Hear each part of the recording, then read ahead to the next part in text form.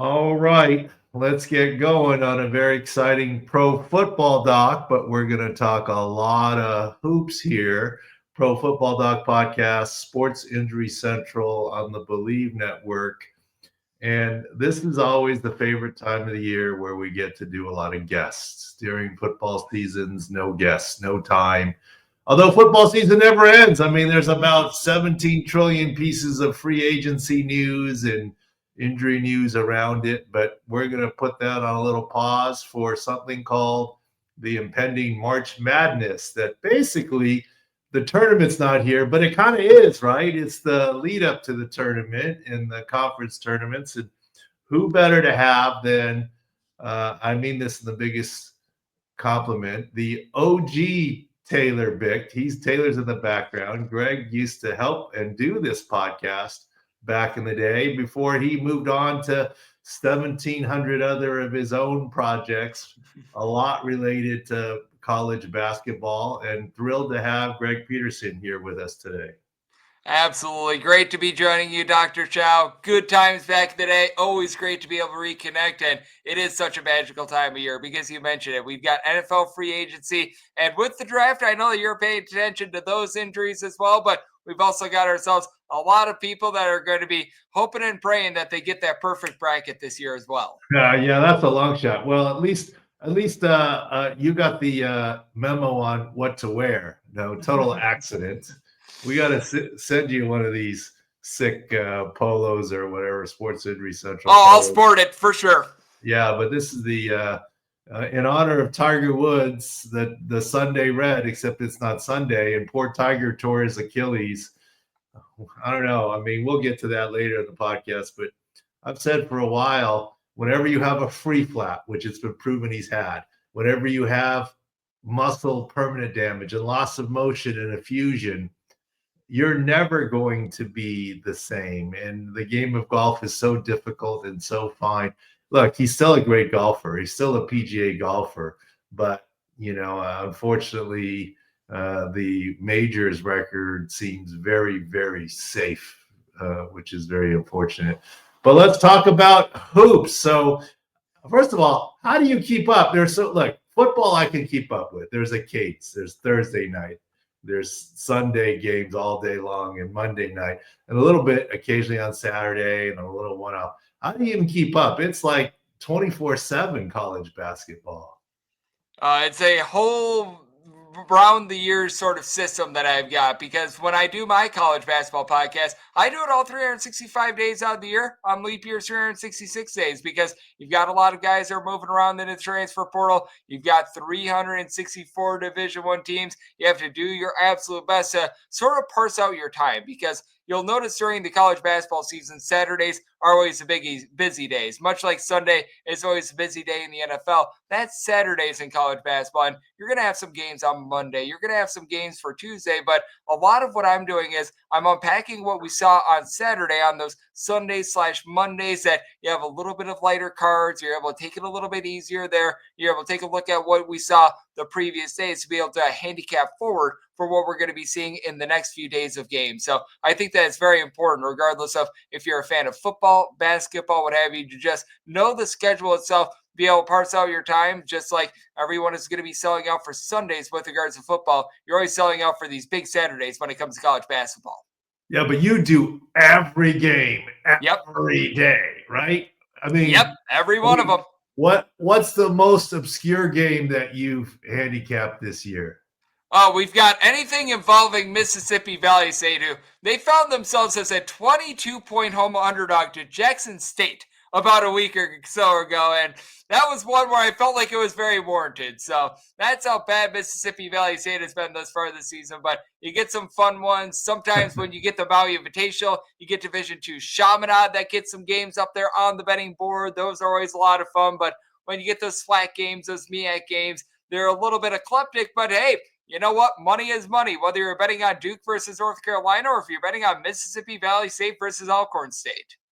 Well, I would argue that some of those obscure ones are where you find the bigger advantages, because the lines aren't priced right. The bigger the game, like the NFL, it's really hard. We've been really lucky. We've been, consistently, no lower than 55% for the last 6 years. but like those lines are priced right almost always, right? Because of there's so much money in it. But in some of the smaller college ones, you probably find a lot of advantages.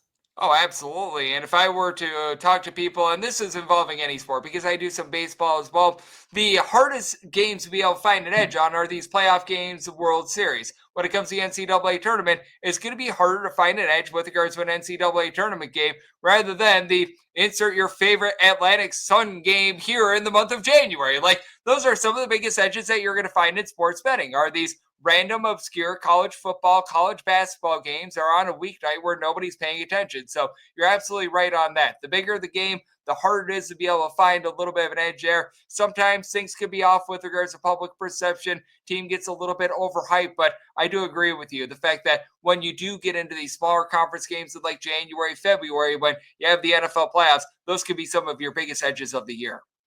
Yeah, and then obviously in college sports, injuries are the Wild West, right? There's really Yes. not reporting and what it is. And, I get, you know, tweeted at, oh, the Duke guard went down, he tore his ACL. I'm like, no, he didn't. It's just a bone bruise, right? And so there's no way I can watch every college game. And thankfully, there aren't enough injuries to warrant watching every college basketball game.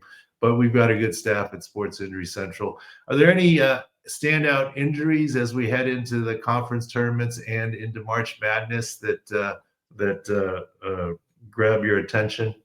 What has been really interesting is just watching Kentucky all season long because they've been without Kirk Creaser for quite a while. They just got back Lamont Butler, and Jackson Robinson has been in and out, but it looks like he's going to be done for the rest of the season. So tracking that team from an injury perspective has just been an adventure, to say the least, for the entirety of the season. So that's one that I've been taking a look at. And then with regards to some of these other teams, Iowa State has been a team that's had a lot of guys in and out. They should be all good to go because Keshawn Gilbert has been able to get out there on the floor. But I still recall that game against Houston about 2 to 3 weeks ago. They were without him along with Curtis Jones, who he was just dealing with an illness in that game. So they should be just fine there. But those have been a few teams that I've been taking a look at. And I know that Johnny Broome as well of Auburn, he was not looking the best in that game against Alabama. He should be all good to go here in this SEC tournament, but something that you want to monitor because Auburn, they are going to be that number 1 seed. Have to wonder whether or not they're going to try to get him at a little bit of an extra rest, make sure that he doesn't get beaten up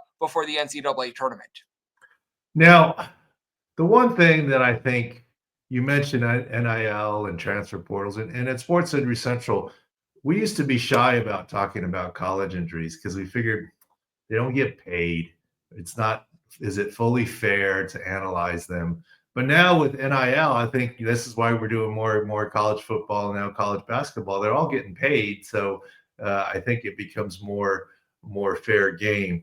But the one thing that I think college basketball still does very well is with March Madness in the tournament. I mean, can you imagine like in football where prior to bowl games or playoff games, you have the transfer portal in basketball being open and guys like not playing and entering the transfer portal.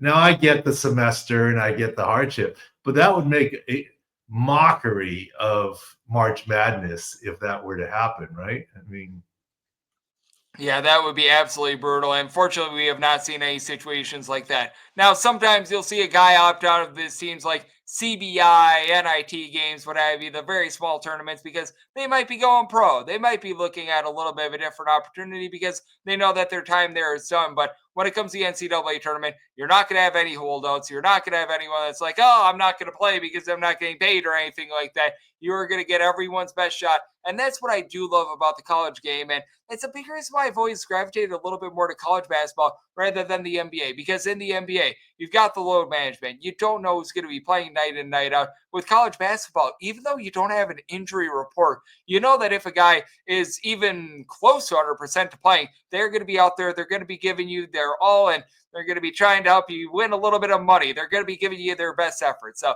that's something that I absolutely love about college basketball. And you're right on with that because with the way that the schedule falls with regards to college football, just betting on a team and having half the team in the transfer portal from the time of your bet until that insert small bowl game here, that could be a big frustration. no question. And then One of the things you mentioned NBA and load management. I think people forget all sports have load management, even the NFL. But it's like red zone targets only or third downs, so they're still playing. So it's not as obvious as in the NBA. And that's one thing that's been a surprise to me over the last couple of years, Greg. We know that Sports Injury Central we're good at football, but when you have 22 starters in football and we're looking for cluster injuries, each NBA starter out, be it load management injury, is worth 4.5 players, right? And much bigger effect. And we've actually had some good success reading the tea leaves on load management and or injuries and so forth. And it is much harder to keep up when there's so many games every day. And even college we're dabbling into. But I love here's the most interesting thing that as I make an observation. The NC2A, what is it today in the end? And I think, yeah, I mean, it's just been so interesting to see the fall off of them too. I'll let you finish it up, but I mean, my goodness, the NCAA, it's been a case where they've lost so many court cases over the last few years that it becomes very interesting to look at them. The last thing standing, it's March Madness. Yeah, it really is.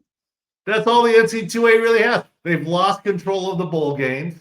They've lost control of, the eligibility issue for the most part with NIL and what have you. All they have is March Madness. That's where all their money comes from. That's where they still have March Madness, right? That's the one golden goose they still have and that they're left with. And they've taken many different turns. I don't know if you know this, Greg. You might. You know so much about sports. The NC2A, I would argue, is now reduced to March Madness, pretty much, right? Their football power's gone. The conferences have taken over. Their administrative powers are mostly gone. They have March Madness. But do you know how they started? The NIT actually back in the day was bigger than the NCAA tournament. No, you're right about that. But I mean the actual NCAA, why was it formed when it was first formed? During Teddy Roosevelt days. I think that it was formed for something like player safety. I know that you've talked about this once or twice before, but I don't know the specifics. Bingo. So I'll let you. Player safety in football games with leather helmets. There were subdural hematomas and players were dying. The NC2A was purely a safety organization formed under Teddy Roosevelt. Now, over the decades, now it's down to a basketball tournament. It's the way that it's morphed over time. Yeah.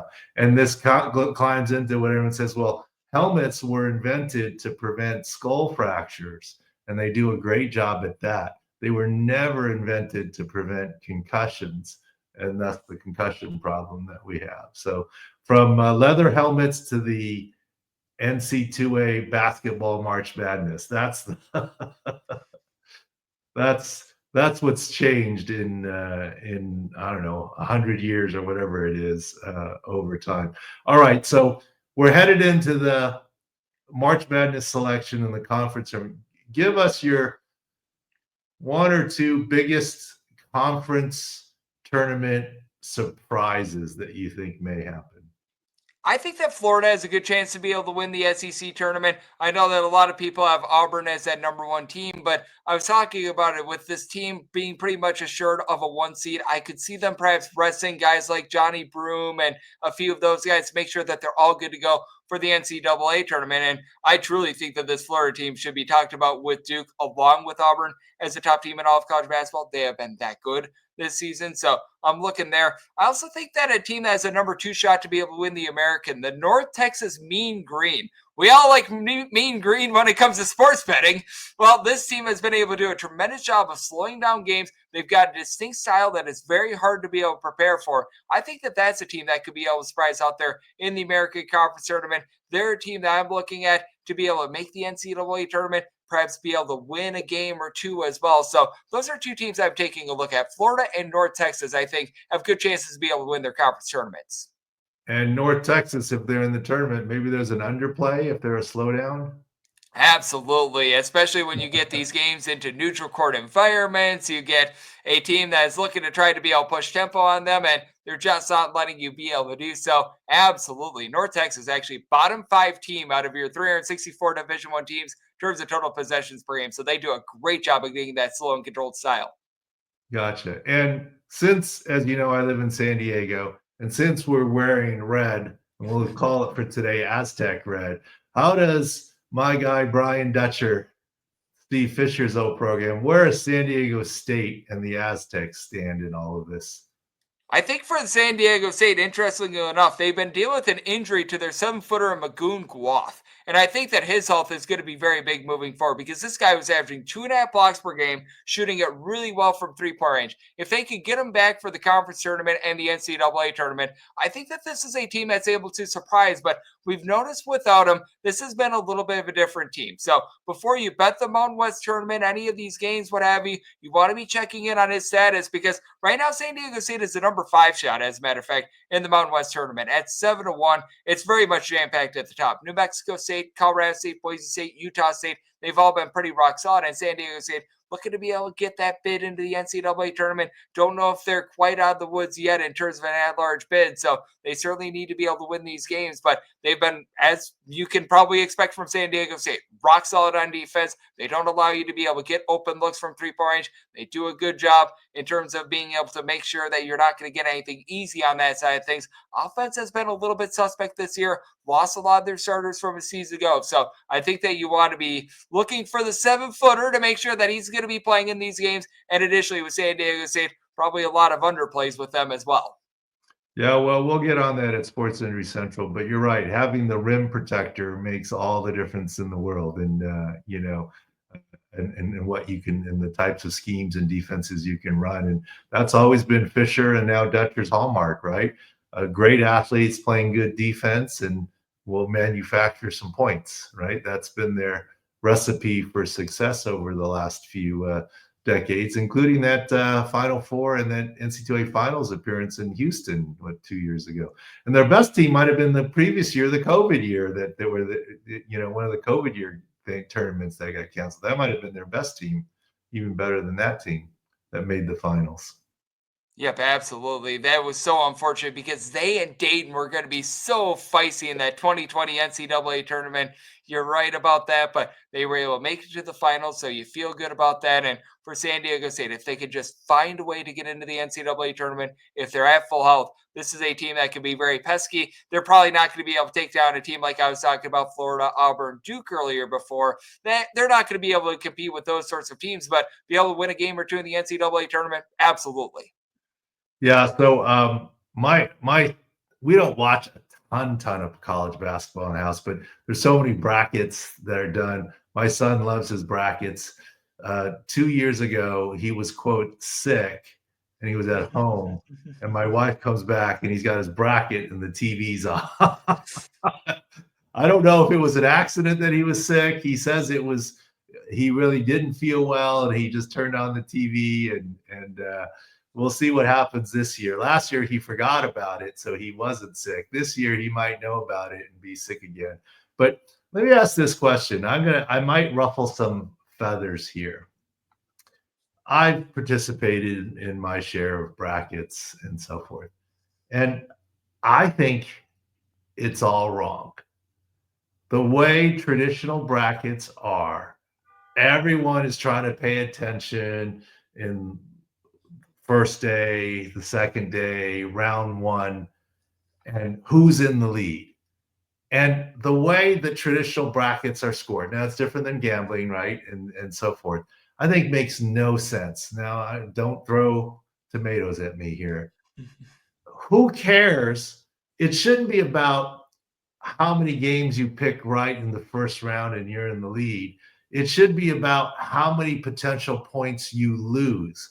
Because if your Final Four team or the eventual winner is knocked out in the second round, you cannot win your bracket the way that they forget the perfect bracket, but you cannot win. Essentially, if you take Duke, you're playing in the earlier rounds against everyone else in your pool that took Duke. Because if someone took Auburn and you took Duke, it doesn't matter what you do in the first round. If Duke wins, you're going to leapfrog the guy who took Auburn. If Auburn wins, you're going to leapfrog the guy. So I look at it, the scoring is the wrong way. It shouldn't be about how many points you got in the first round. It's how many points you can no longer win all the way through. I mean, if your first round team loses, but you had them losing in the second round, it doesn't hurt you. But if you had them going to the Final Four, you're getting knocked out. What do you think about that? They should score differently. I wish that they would score it a little bit differently. And I was in a bracket pool that used to score it like this. And if you can believe this, I was in a high school college basketball bracket where you got, for whatever seed the team was, you got that amount of points and it would double with every single round. So let's say that you picked an 11 seed correct in the first round. You got 11 points for picking that 11 seed correct. If they win in the second round, you then get 22 points. Next round, if they win again, you get 44 points. So what I would do in that bracket every single time, I would just take a whole bunch of underdogs, won it every single year. I still remember there was the one year where I took like a 10-seeded Xavier to make the Sweet 16. They were able to get there. That was the year that UConn, as the 7th seed, made the Final Four. I did take them to the Final Four. I wish we would be able to get a little bit of different scoring, because you're right. You can pick like 50 games correct. You can be just having a really nice first and second round, but you've got no shot against a person that picked 42 games correct if they pick their national champion correct and all of your Final Four teams go bust. So I'm right there with you. I wish that they could do a little bit different way with regards to the scoring format, whether that be by total wins, whether that be by, I mean, maybe you give a little bit more credence to those Final Four teams, but balance it out a little bit more. No question. No question. So who's your Final Four right now and who's the winner? Well, I think that I would need a little bit of a bracket to be able to take a look there, just No because question. Your brackets aren't even out, but yeah. Absolutely, because matchups do make fights. But as I was alluding to, I think that this Florida team, as long as they don't draw a really bad matchup, they should be able to get there. I think that it's going to be chalky. I think that it would be hard pressed to be able to find a team to be able to knock off either Duke or Auburn prior to the Final Four. Now, again, if Florida becomes a number 2 seed, which I don't think that they would, that would be able to cause a little bit of a monkey wrench for this. But then it becomes who might be that perhaps 4th team to be able to make the Final Four. And that's where it gets really interesting, because I do think that there's a bunch of fascinating teams out there that could be able to, if they get the right matchup, make a little bit of a run. I'm lukewarm on this Iowa State team. If they can get everyone healthy, I think that they are a team that could be able to make a little bit of a run. I've always liked this Houston team, but I think that they play a little bit too slow, a little bit too controlled to be able to make that sort of a run. But the team that I also do have my eye on, that I think could be really interesting, is Clemson, the team that knocked off Duke a little bit earlier in the season. They've got very good guard play. They've got good overall versatility. That's a team that if they get the right matchup, if they can avoid the likes of an Auburn, if they can avoid the likes of a Duke as well, I think that they're a team that could be able to make a run too. Got it. Well, there's the intro. So when the brackets come out, how do people see what you're saying? Give them a little summary, where to find you and what you're up to. And obviously, when the brackets are out, you'll be very, very busy. Absolutely. I'm doing work on VSiN right now, along with doing a little bit of work with ESPN here for the NCAA tournament as well. So very happy to be doing all that. You're going to catch it all on Twitter/X at GUnit_81. And then if you're looking for my daily podcast, that's the Coast to Coast Hoops podcast. As you were alluding to, I break down every single game, every single day. We'll be doing so for not just the NCAA tournament, but the smaller tournaments, the CBI, the NIT, all those games. So if you're someone that likes these smaller college basketball tournaments, have you covered there. Coast to Coast Hoops podcast, wherever you find your podcasts. Well, Greg, you're like in Sports News Central, we try and figure out what the health of the backup left guard is. You've got all the small tournaments covered and everything that there is, and you're a great resource for it. Okay, I never asked you this question. Why 81? That would be the number of my favorite player back in the day, Anquan Bolden, who I'm sure that you being a doctor can appreciate how much pain that guy played through. He went through that entire 2008 season with pretty much a broken face. He still made the Pro Bowl that season. The guy was just so tough. So I always had an infinity for Anquan Bolden. So that's why I put in there the 81. It wasn't because there were 80 other Greg Petersons and you needed 81. Well, I did need some sort of number, but we landed on 81 because of our guy Anquan Bolden. So we needed a number, but when we needed a number, we looked to someone that was old, reliable. There you go. There you go. All right, Taylor, unless you, I mean, he's Mr. Basketball too. Unless you got any other questions for Greg, we'll let him go. We'll give the man in the shadows a chance. I'm trying to get this ring light going. I do have some questions for you, Greg. There's two teams I'm kind of worried about going into their conference in NC tournament is Louisville and Alabama. Louisville, because Rain Smith just got injured, and he's really, important for their shooting. And then they've already had Pryor out the whole season. And Alabama, Whitetail's been out the whole season, and then Reed in out of lineup. How do you see both those teams going into the tournament? With Alabama, I think that it's just a very volatile team in general. I'm not too concerned about the injuries of them. I'm just concerned about the fact that they take north of 47% of their shots from three-point range. If they get hot, they can make a run like they did last year and be able to make the Final Four. But if they just have a cold shooting night, it could be a little bit of doomsday for them. And they seem to really struggle with teams that like to be able to bring the fight to them with regards to physicality. We did see them lose to Florida on their home floor about 2 weeks ago. And then for Louisville, I do think that it is very important to take note of Rain Smith because not only is their best three-point shooter, he takes the majority of their threes. He takes darn near 9.5 threes per game. So the actual volume itself is so big for Louisville. So you do want to be checking in on his status. Didn't look like it was the world's worst injury with Rain Smith, but I'm not the expert here with regards to injuries, so I'm not going to speak on that personally. But I would think that if Rain Smith is good to go for the NCAA tournament, they should be in good shape there. But that's something certainly to check in on, to your point. I heard you bring up Broom and Robinson and all the Kentucky's injuries. Is there an injury you're worried about from like a mid-major team, one of the smaller teams that's going into the tournament? With regards to mid-major teams, there's not a ton that is standing out right now. Like a team like Drake, if they were to suffer any sort of an injury, that would be bad. But seems like they were able to get through their conference tournament healthy. That would be big. Another team would be perhaps UC Irvine. I know that they've had a few ailments, but they should have all their guys good to go out there as well. So right now, with regards to mid-major teams, there aren't a ton of teams that are dealing with injuries. And all the guys that they have been dealing with injuries, they've been out for 10-plus games, and you sort of know what you're going to get out of them. Well, I got a follow-up question. Is UCSD even on your radar screen, Greg? Oh, absolutely. They have been one of your best cover teams in all of college basketball. They've covered north of 70% of their games this far this season. And Iwana Jones is giving you 19 points per contest. They are so good at winning the turnover battle as well. They're a top 20 team in terms of generating turnovers on a per possession basis on defense and on offense. They're one of the best teams at protecting the ball. This team deserves an at-large bid to the NCAA tournament. Both they and UC Irvine, I feel like, should be in the NCAA tournament. It'd be a crying shame if they are not in the NCAA tournament. Absolutely. I think that they might be the best San Diego team right now, if I'm being honest. The Tritons have been playing some really good basketball this year. Well, their arena REMAC is walking distance from my house. I live right next to UCSD. And most people don't even know they have a team, but of course, Greg, you're all over them, and all good.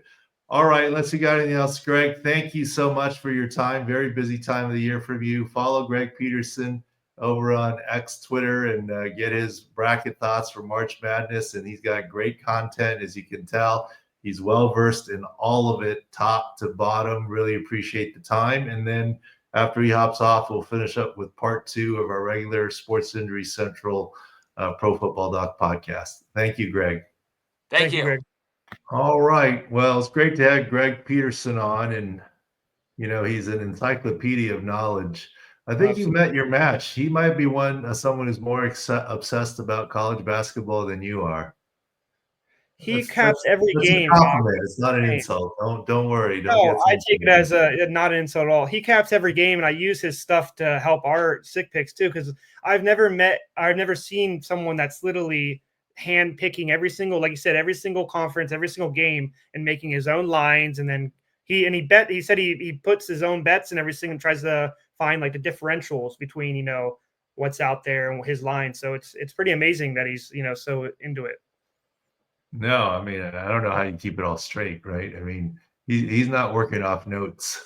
No, he has it all here, which he pulls it out of nowhere. It's awesome. Yeah. No, it is awesome. All right, lots of other things going on. Free agents frenzy going on. Some, I found it interesting. There was quite a market for Will Fries, even though he had the tibia fracture where he needed surgery, couldn't even go home.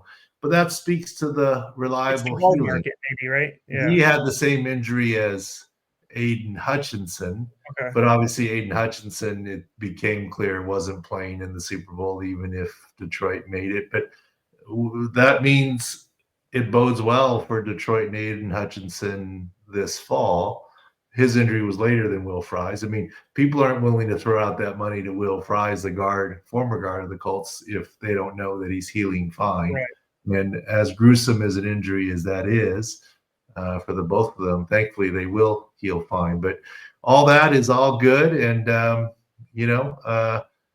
lot of free stuff, but a lot of other sports, right? I mean, we got baseball season here, basketball's in the mix. Where do you want to go, Taylor? First one I want to talk about is basketball, Doc.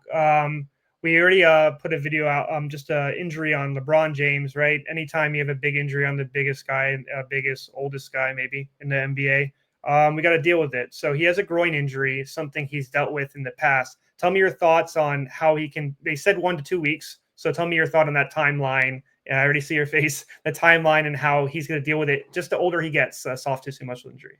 Well, LeBron, I mean, he got a lot of grief for, quote, soccering an injury when, this week. This is a real injury. You see it. It's a left groin injury, something he's dealt with before. Look, when you get up in age, and yes, he's a great athlete, and he's played a lot of games throughout his career. Really, 1.5 seasons every year with all the playoffs he's been in. And he's been a warrior, one of those guys that have been relatively injury-free, get nicked here and there. So have to give it to him there. Bottom line is, groin is all important. It's part of the core for quickness, defensively, offensively, cutting, running, jumping. It hurts you, pardon the pun, to the core. And very difficult injury.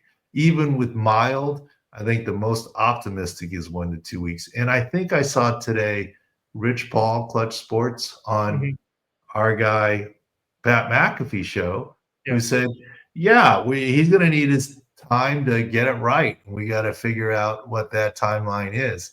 Look, I think he's back ahead of the playoffs, but maybe not a lot ahead of the playoffs. And obviously Luka Doncic had a back issue. I think that's minor. And Luka he's much younger, but he's someone who's always impressed me as someone who plays through his injuries. So Luka and LeBron will be back by the playoffs. LeBron maybe right before the start of the playoffs. Luka is not much at all, which is good for the Lakers at least. And they're in second seed this year. Remember the last couple of years, they've been like on a play-in team when they've been dealing with Anthony Davis and LeBron injuries. Now this is kind of a year finally that they can kind of play it safe and, rest, like you said, rest it and take the 2 weeks instead of coming back in the 1 week for LeBron, right? Yeah, I mean, they're not getting to the 1, I don't think. So OKC's got it pretty locked in right now. Yeah. Just jumping out, just make sure NBA insights, all the latest ones, including the Kyrie injury we talked about before. They're all at SICScore.com. The Kyrie injury is a big deal. Yeah. I mean, look, I hate to be the bearer of bad news, and Chris Broussard was nice enough to shout us out on his Fox show nationally. First Things First, or whatever his show is. Obviously, he's done for the rest of this season, but he's essentially done for next season too. Right. Yeah. Basketball returned to play for a guard like Kyrie Irving. Cutting guard, yeah. Cutting, quickness, playing both ways.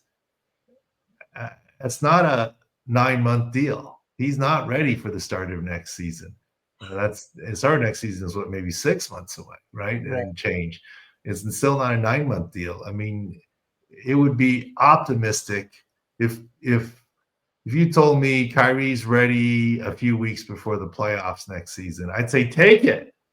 And if he's anywhere near 100%, it easily could be season. And I'm not saying he's going down the path of some other big time guards where they've taken a long time, and multiple years, but it's not good.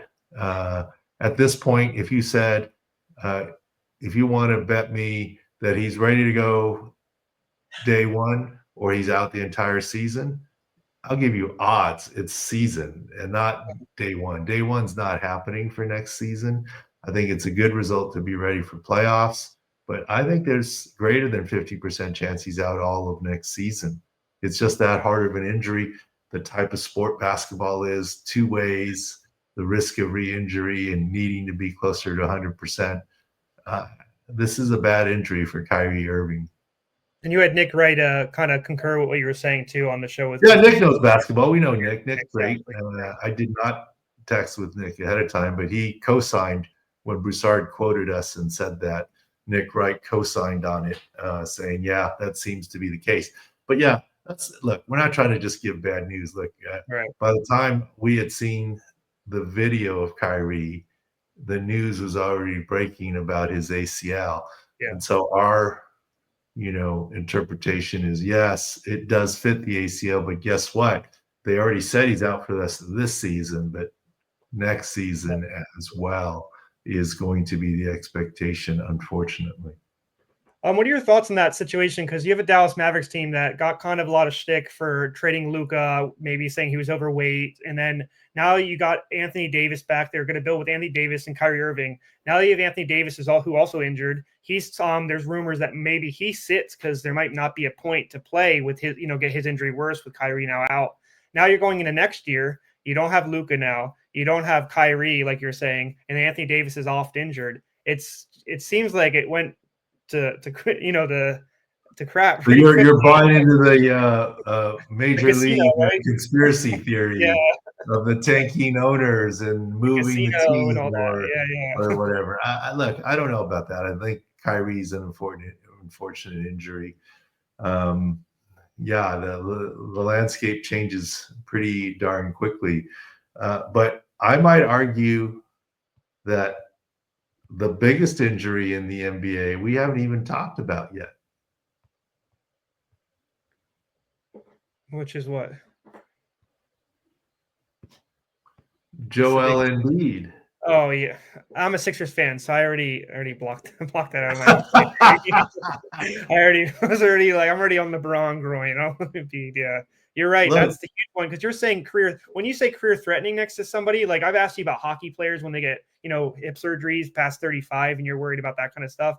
When you're saying like career threatening for a basketball player, that's going to raise eyebrows for anybody, especially a player that's won MVP in the last 3 or 4 years. Yeah. Here's the thing. We're just giving medical interpretation. Okay. We said way back when Embiid was playing through the meniscus tear. Is that the smartest thing in the world? I mean, I get his toughness and he wanting to, but then it can tear more. And then he's had some continued problems. If the word is true that he needs a meniscus replacement, which would be a meniscus cadaver, yes, dead person, human transplant. First of all, think about this. How many 7 feet guys are there out there that's as big as him that would have a meniscus that would fit? Didn't even think about that, to be honest. Yeah. That's number one. Right. It is a cadaver. You're not growing it, number one. Number two, meniscus replacement or transplant is relatively unprecedented in pro sports. Yes, it's happened in the NBA.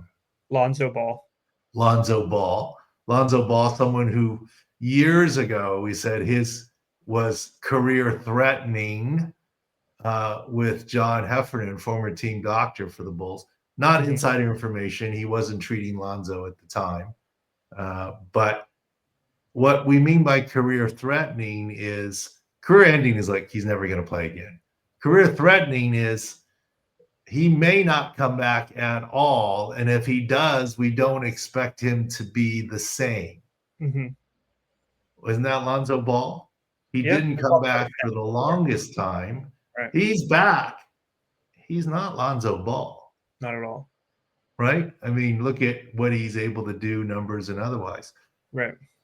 That's unfortunately what I'm saying about your Sixers.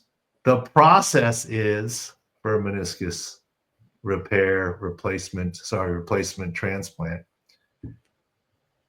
Relatively unprecedented, long recovery. If he were to have that now, he's missing all of next season. Right. Given his age, size, and you got the graft taking and the size match issues and the wear and tear of a 7-footer and 275 whatever pounds he is, that's a lot. Mm-hmm. This is where I say career threatening. I'm not saying he'll never play again. I think it's unlikely he's the same guy if he returns. He could decide to hang it up as a result of this, if this is really what's needed. And meniscus replacement, okay, we all know meniscectomy or trim, let's say, is here. JJ McCarthy meniscus repair is here. Meniscus transplant replacement is here. Off the screen, yeah. In terms of DEFCON stage. This is why I say, if those reports are true, this is career threatening. Absolutely. Let's hope it stays away from career ending. But yeah, you've just blocked it out of your mind. It's your team. But that's the biggest one out there right now. Yes, absolutely. Let's jump to another sport. Like you said, we're always covering the big major sports. Baseball is one. Every time I hear elbow soreness, I get worried. I don't even want to send you this stuff. But I mean, one of the biggest pitchers in baseball, Gerrit Cole. I sent you all this information. There's all the beat writers. You could all see they were saying, we're worried. You told me when we wrote the article before this stuff happened, you said, go strong with the contextual clues that we were reading. It officially is a Tommy John. Your thoughts on that? Well, look, we know the code words that are used, baseball elbows, but the contextual clues are, it's been a problem before. The off season of rest didn't solve it. And here we go again. And then why do you get a second opinion? Because you don't like the first one.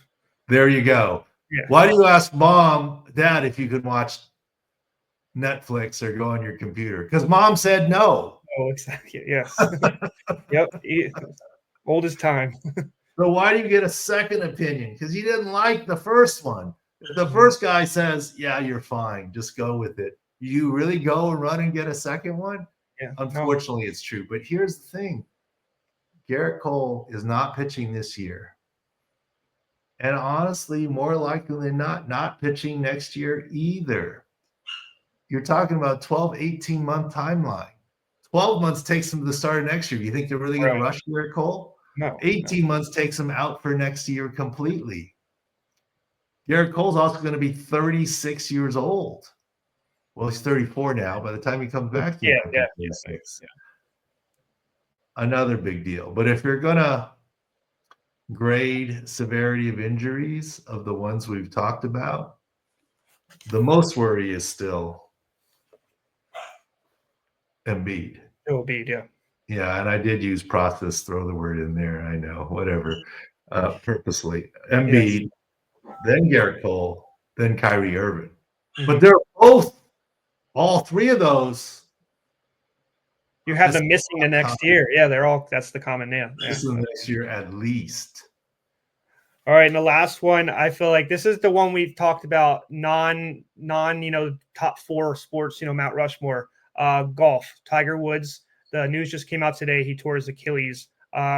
I know you've been strong on all these injuries. You just did a top four injuries of the ones we just talked about. You could do a top four injuries of what Tiger Woods has suffered in his career, right? But look, I got to give it to Tiger Woods to return to play golf and win a tournament after a spine fusion where you lose rotation. Godly. Yes. Okay. But that car accident, jaws of life, free flap, which we were the first to say, muscle transfer loss, subsequent fusion.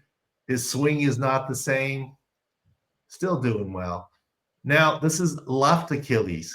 And the way he described it, I just felt something sharp. I got to give it to him. He didn't. I mean, it does. The way people describe it, like someone threw a rock and hit me in the back of the heel, or a BB gun hit me in the back of the heel, something sharp. But it's on his quote left healthy leg. Yes. Because it's taking all the work. Because the right Achilles can't tear because he's got a subtalar fusion, limited motion. And how old is he now? I'll look that up. I know. My point is the all-time majors ref. We've been saying for years. Yeah, it's safe. I'll say you've been harping on it. Yeah. 49. I think Vegas books are taking it off the board at this point in time. Yeah. 49 years old. Yeah. I mean, by the time he comes back, he's eligible for the senior tour. Mm-hmm. He won't do that, though, right? Well, I'm not saying he will, he won't, but I'm saying he's eligible for the senior tour. Yes. No matter how great the golfer, do you see a senior tour member winning? Well, okay, I know Phil won when he was 50, right? I think. Yeah. Correct. 15. Yes. No, I should know better. I went to that Masters. I should know how old he was. But it's just not likely. So unfortunate for Tiger. And maybe that's why we're all wearing red today and for Tiger. Morning, I guess. Yes. Yes. Just a really quick harp on our SIC Picks stock. NBA college basketball continuous every day. Our college basketball is 20 units this year. 3-star picks. I saw the 3-star picks at 70%. 60%. Yes. Yeah. 60%. Okay, Yeah, I looked at it wrong. 61, okay. I believe. Yeah. 71. 70. Okay, I was like 70%. That's not even believable. But okay, Yeah. 61. We've Good been doing job. really good. Yeah. So yeah, It's just taking advantage of injuries, etc., and lines that don't change, even though they should because of injuries. Absolutely. Line differential. It's what Greg does a lot of. It's mispriced lines. Yes. He's doing it based off of basketball knowledge. We do it off of injuries, mispriced lines. A lot of our 3-star picks is like a 1.5, where we think that it should be the other way. So we'll take the plus 1.5 on the healthier team, and that's one of our top picks of the day. Just because, like you said, we think it's mispriced and the favorite team is not the correct one. So sounds good. I saw the stat from Doug. What is it? If you were $100 better, you're up 1,600. You're up 20. You're up $2,000 plus. It's 2,200. Yes, yeah. So you're doing very well. My bad. Yeah. All right, go to SIC Picks. Appreciate you guys. Sports Injury Central. Lots of new stuff. Hopefully, you enjoy the new website. Thanks. We'll have some more guests coming up. I'm out of town next week. We'll try and figure out the podcast. I'm out of the country next week. It's but international. We'll figure all that out. All right. Thanks for listening and watching the Pro Football Doc Sports Injury Central podcast. Thank you.